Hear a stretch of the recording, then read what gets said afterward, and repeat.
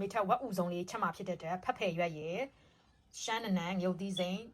တံမြာသီးဂျင်းမိထဒီအနံလေးတွေတက်တောင်လို့စပယ်လေးပါနည်းငယ်ထည့်ပြီးတော့အားလုံးမိထရောကြိတ်လိုက်မယ်ရှင်မိထတီချာချာလေးကိုတီချာလေးဆေးပြီးတော့တီချာလေးပြုတ်ထားတာပါမိထအနံတက်လေးပြောင်းစပယ်လေးနဲ့အကုန်လုံးပြုတ်ပြီးတော့အစင်းတင်လေးဖြစ်အောင်မိထကြိတ်ထားတဲ့ဖက်ဖယ်ရွက်ရှမ်းနနန်ဂျင်းတွေကိုမိထစပြီးတော့နေတော့မယ်မိထဒီမှာတံမြာသီးလေးလည်းမိထထည့်ပြီးသွားပြီဒါကတော့မိထသုံးနေကြဘတ်ကြီးဟင်းခတ်မုတ်လေးပဲဖြစ်ပါတယ်နော်ချုံမုတ်ကိုမိထမသုံးပါဘူးဘတ်ကြီးဟင်းခတ်မုတ်လေးသုံးနေစားလေးထည့်မယ်ငပြိုင်လေးထည့်လို့ရတယ်နော်ငပြိုင်လေးလည်းထည့်မယ်ငပြိုင်လေးလည်းနည်းငယ်ထည့်မယ်ငပြိုင်လေးလည်းနည်းငယ်ထည့်ပြီးတော့အမအောင်မိထတို့မှွေပြီးတော့ဖက်ဖယ်ရှမ်းနနန်ရုပ်သီးစိမ်းလည်းပါတယ်နော်တံမြာသီးလေးလည်းပါတယ်တံမြာသီးလေးလည်းပါတယ်ဆိုတော့မိထတို့တမအောင်